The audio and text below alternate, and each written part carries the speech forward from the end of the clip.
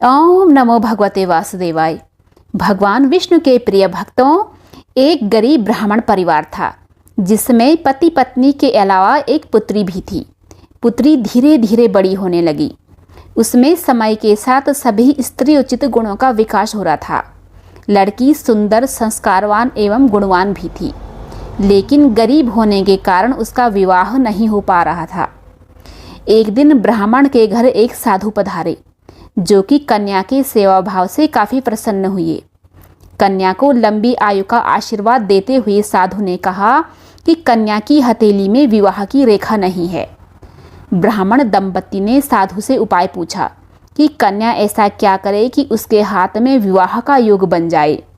तो दोस्तों, साधु ने कुछ देर विचार करने के बाद अपनी अंतर्दृष्टि से ध्यान करके बताया कि कुछ दूरी पर एक गांव में सोना नाम की धोबन जाति की एक महिला अपने बेटे और बहू के साथ रहती है, जो कि बहुत ही आचार विचार और संस्कार संपन्न तथा पतिपरायण है।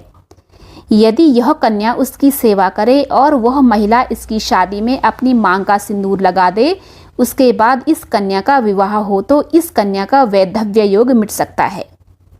साधु ने यह भी बताया कि वह महिला कहीं आती जाती नहीं है।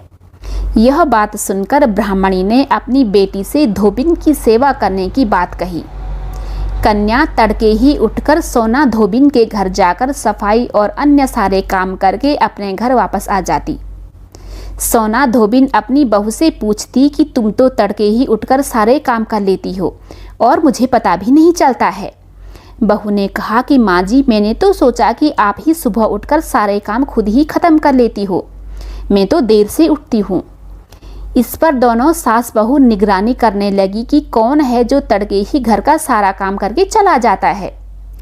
कई दिनों के बाद धोबिन ने देखा कि एक कन्या मुंह ढके हुए अंधेरे कमरे में आती है और सारे काम करने के बाद चली जाती है। जब वह जाने लगी तो सोना धोबिन उसके पैरों में गिर पड़ी और पूछने लगी कि आप कौन हैं और इस तरह छुपकर मेरे घर की चाकरी क्यों करती हैं।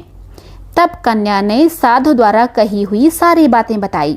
सोना धोबिन पतिपरायण थी, उसमें तेज था, वह तैयार हो गई। सोना धोबिन के पति थोड़ा अस्वस्थ थे। उसने अपनी बहू से अपने लौट आने तक घर में ही रहने को कहा।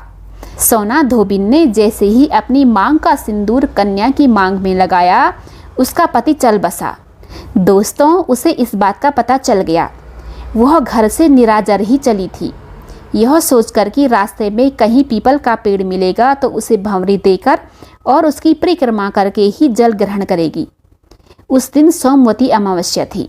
ब्राह्मण के घर मिले पूये पकवान की जगह उसने ईंट के टुकड़ों में 108 बार भंवरी देकर 108 बार पीपल के पेड़ की परिक्रमा की और उसके बाद जल ग्रहण किया। ऐसा करते ही उसके पति के मुर्दा शरीर में कंपन होने लगा और धीरे धीरे वह पूरी तरीके से स्वस्थ हो गया।